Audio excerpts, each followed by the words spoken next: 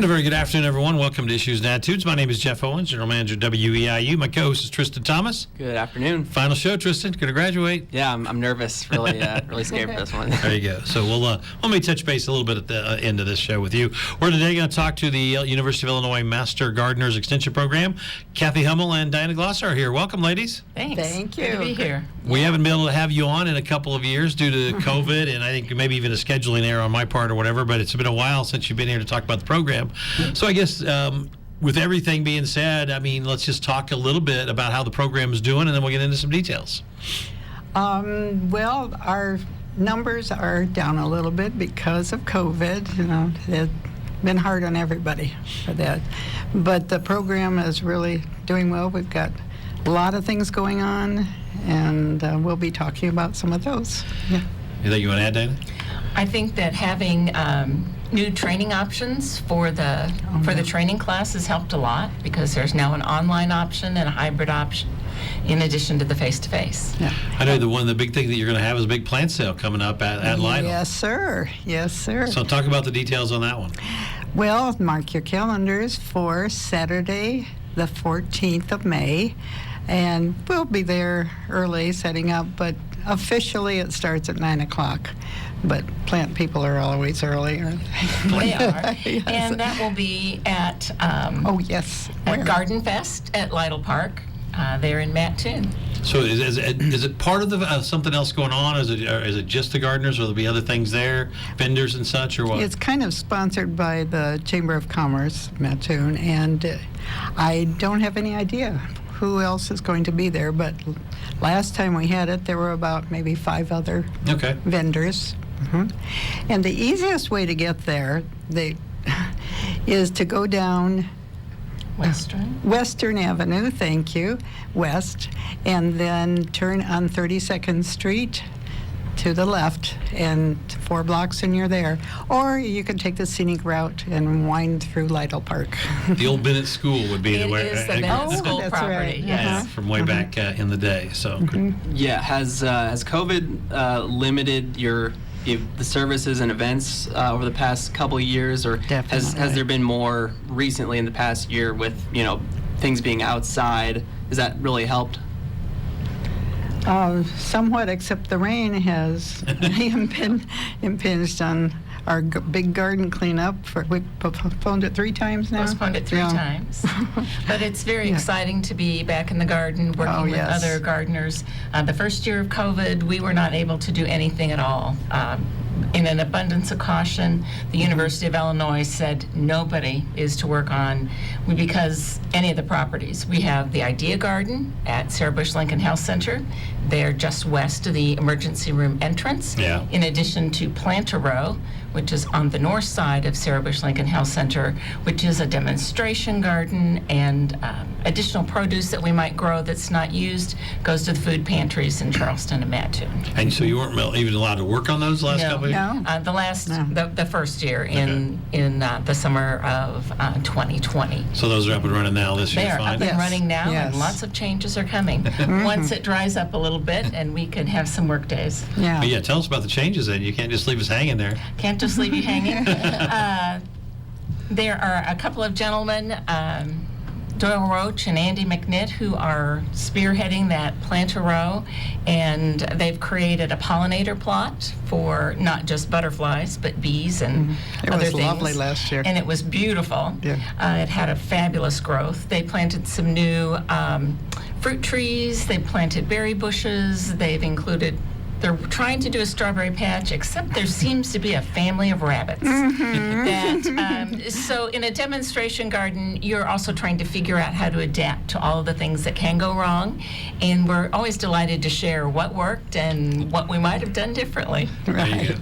We're excited about a new greenhouse. Yay! The one we presently use is at least 25 years old. And when the wind blows, it goes, and you think, should I get out of here?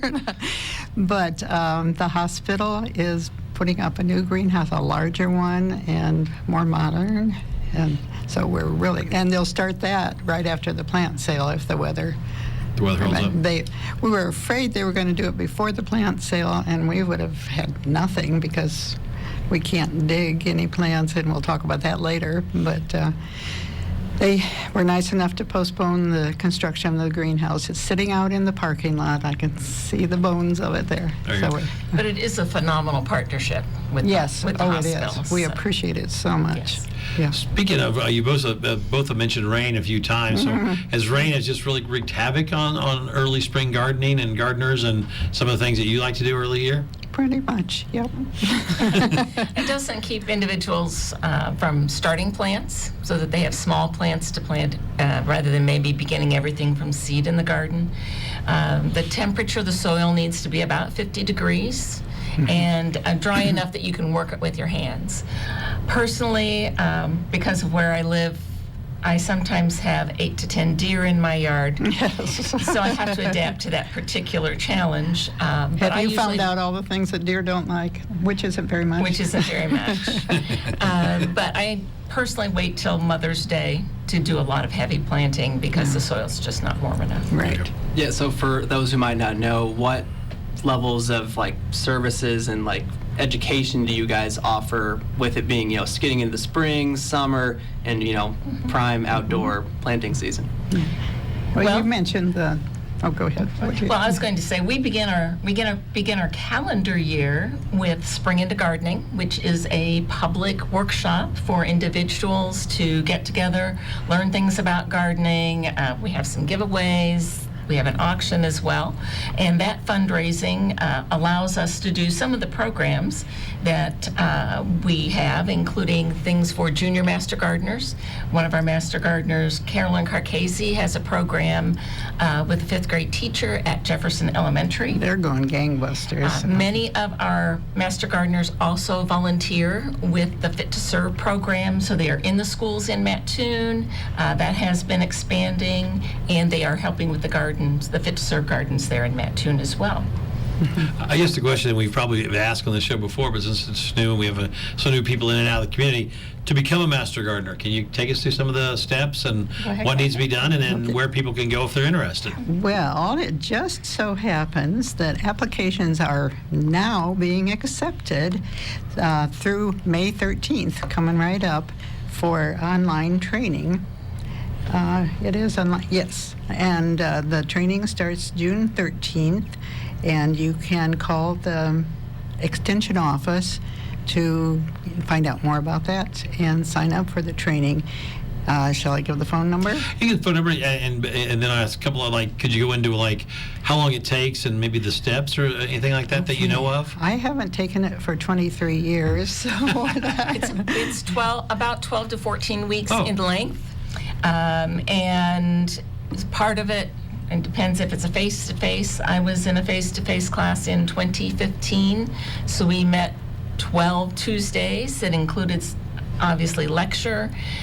Those were live lecture from University of Illinois, so it came in remotely. There were hands-on activities, and then there were opportunities to try out some things as well. So we propagated some shrubs, we did some planting, we tested soil, we tested seed, things that give you a base knowledge. Mostly what I learned was I'll never know enough to suit myself. But you know the best ways to get the research-based information to share with people. And all of the instructors, they have different categories that they like to talk about. All of the instructors are U of I personnel. Okay. And that number, so if anybody's interested in becoming a master gardener? 217-345-7034, 7034. And you can always call me or email us if you need that, if you're interested in that number for sure.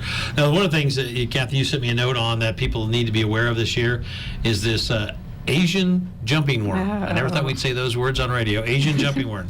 What is it? What do people look for? Signs, things like that. Nasty fellows. Well, they're hermaphroditic, so they're both. But they impact our sale because the way that they interact with the environment, they are extremely, they spread rapidly. And once you got them, they haven't found a way to get rid of them yet. Oh, really? Really. Yeah, anything that they would do to the jumping worms would impact other wildlife too. So, Can you give us an idea what do they look like, and Yeah. are signs that you may have them? they look like a regular worm, except one of their signatures is around their body. There is a cream-colored ring. And the most telling is if they're disturbed, they jump all over. Hence the name, Asian jumping worm. worm. Yes, right. And they can lay up to 3,000 eggs a year. Holy cow. Yes. And they are in Coles County right now? They've been spotted or not? Have not, knock on wood. Gotcha. Yeah, but there are counties from north to south where they have been verified. Now, I get a dumb question. I mean, do they come? Obviously, they originate in Asia. That's where their name. Right. And how they get here? We Right. think they came in on a freighter and plant material. You know, bare root, some trees or something Okay. from Asia.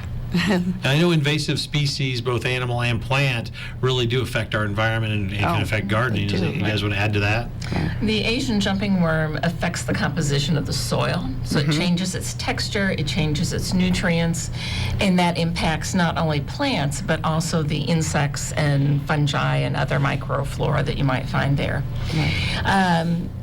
The invasive plants. Could I add something else bet. about jumping worms? Okay, the signature is there. If you poke them with a stick, they just go crazy. And they also, they stay in the top part of the soil. We think of worms as, oh, they're good for soil because they aerate. These guys don't, or these gals. And they, I just had a wonderful thought. If it left. Oh, you can thank you. Oh, yeah.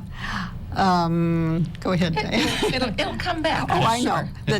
Diana mentioned the texture of the soil. If you see soil that looks like coffee grounds, dry coffee grounds, that is a pretty sure sign that you've got them. And you can test for them. This is not a cure, but I just read this, that you can put powdered mustard in a gallon of water, like a half a cup, and pour it over the soil where you suspect they might be, and they'll come to the service and be thrashing around.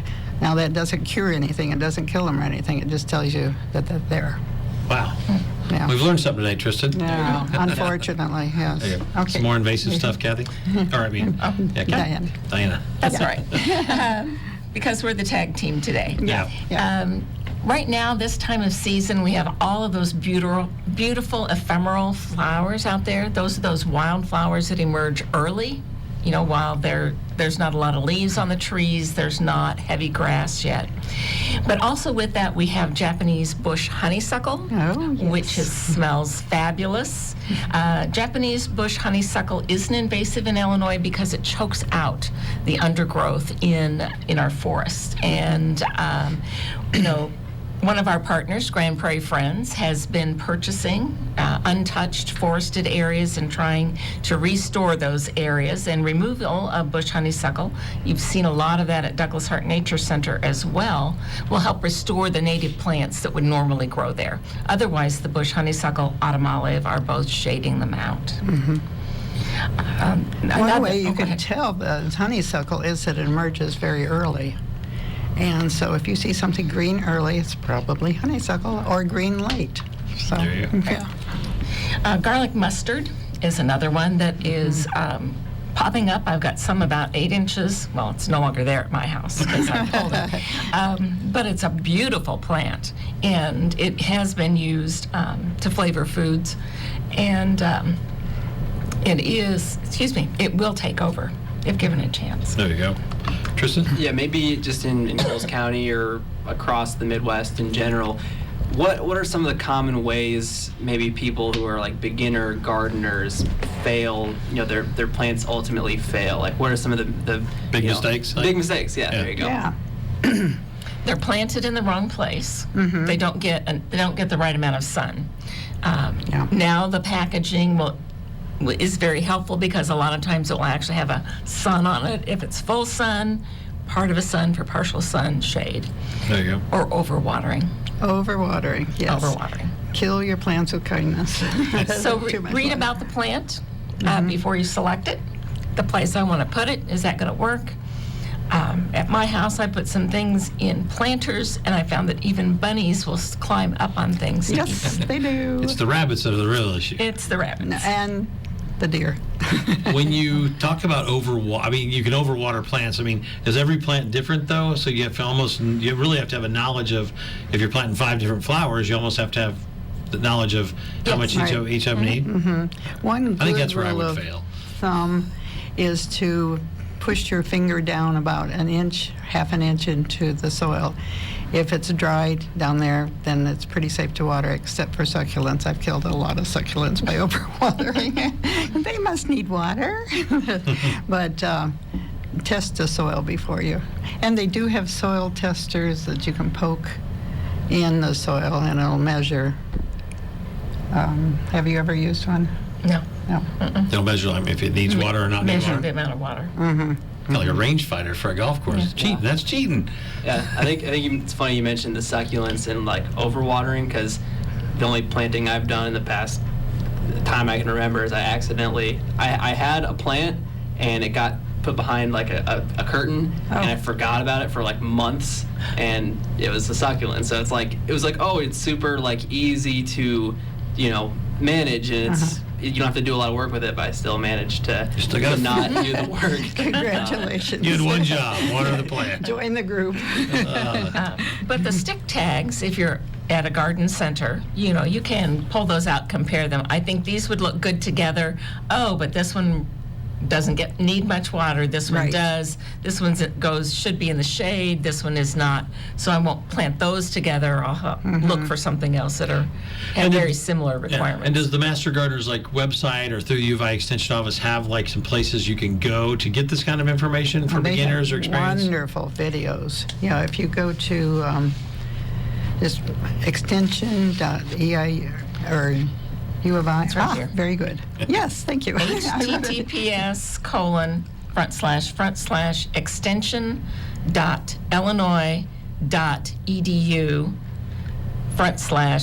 https://extension.illinois.edu/ccdms will take you to our local website for Coles, Cumberland, Moultrie, Douglas, and Shelby counties. Very good. I always have to And- think about those And initials. from there, you can link into the University of Illinois, their library of materials. Excuse me. There's also a YouTube channel for the University of Illinois Extension, and they have fabulous. Anything from a minute and a half to 30 minutes is there for the public to view. You can do that instead of getting on Pinterest or watching some other shows. So if you want to Get know yourself- about something, that is a resource. There is a lot of Right. good stuff there, it seems like. So, Yeah. What about this cold weather we've had? I mean, it's really not been nice all the way through. Here it is, May. Even this morning, it was chilly when we left. I left Mattoon. Plants are behind. So, are we way behind in planting, farmers, and all that Couple right weeks, yeah. Yeah, I think so. I don't know about farming, but But people get anxious. Yeah. Person in our neighborhood had their Boston ferns. They thought, we had lovely weather a month ago. They set them outside. They're all brown now. All right. They got frozen. So What about gardens? Is it still too early for gardens, or for tomatoes it's and all that getting stuff? close enough now, and it looks like again, the soil temperature is the important It thing. needs to be 50 degrees? 50, 55, yeah. Okay. Tomatoes especially, yeah. but the cold crops, like Oh, yeah. Brussels sprouts beets, and- Brussels sprouts, cauliflower, some of those things. People started earlier Yeah. because they can withstand get those it. temperatures. A lot of people here really want to plant the herbs like basil, and then add tomatoes and peppers to that. Yeah. And it is still just a tad cold. Right. Okay. Tomatoes don't grow at all if they're in cold Oh, really? soil. But yeah. you can use a food product thermometer to test your soil temperature. Okay. That's a Oh, good really? idea. Yeah. So that's a quick and easy tip. Yeah. We are talking to Kathy Hummel and Diana Glosser today from the University of Illinois Extension Office's Master Gardeners Program. We haven't had them on for a couple of years because of COVID, so we're trying to catch up on some of this, and hopefully you're getting some good gardening tips. It's also Tristan Thomas's last show, so we'll have a couple of minutes with him at the end. I guess, what is your advice to new people? I mean, let's say the weather, the temperature gets correct, everything is right for planting. Is it best to go straight to ground, containers, beds? Is there a certain, your guys' prejudice one way or the other? I like to start things in pots and then transplant out. How about you, Diane? I start things in pots as well. A lot of what I do at my house is raised beds or pots, simply because we have hard clay soil. Oh, And yes. I've not been able to amend that or make it so you could actually grow things in the ground. You can make bricks out of it. Yeah, you That can't. makes My good husband did try to make ceramics, and it was fairly successful. So because of that, it's important to spend a little time researching. You can Google container gardens, pluses and minuses, and you can get great information to help you decide. Our daughter wanted to do some container gardening, raised bed. She came to Spring into Gardening and went to a session on raised bed gardening and came out and said, I'm not doing that. Why'd she say that? Because of the increased water requirements, because you have to replace your soil every year, because she was interested because it was up off the ground, you didn't have to tear up your lawn, but they've decided to dedicate a portion of their lawn to a garden instead. Okay. Yeah, going back to the Master Gardeners program a little bit, I mean, I imagine you learn more than just like, okay, plant these plants in this soil. Like what all the skills that people learn by going through that program? There's a section on bugs and Botany. Botany, right? And lawn, and trees, shrubs, annuals, perennials, ornamentals, soils. So you get the background science behind it, Right. which makes you a better consumer of information. So when you're doing your research, you have a better sense of the reliability of that research. Good question. What about dandelions? Easiest way, is there a simple way to get rid of dandelions? Because The bees love them. We're out in the country, so we can have as many dandelions as we want, and the neighbors won't tip their noses up. But they're wonderful for early pollinators. So, there you go. yeah. And if your soil's not very good, that may be your best crop. And soil seems to have been brought up a lot too. So how do you tell if your soil is too much clay, not enough clay? I was watching one of those Alaskan shows I'm fascinated with, and they were grinding up seashells and stuff to get Yes. calcium into the dirt. So is that, how do you tell if your dirt's good or bad or indifferent or needs changed? Well, one thing you can do is take plant samples, and the extension office has little bags that they tell you what to do about where to take the samples, and you send them into the company. They do a chemical test on it, and it tells you what your soil is high in or low in, Okay. and then you can amend it. So if you have a garden plot, for example, and they will tell you to take 3 samples from 3 different places in there, combine them, and then put them in the bag before Okay. you take it to the extension center.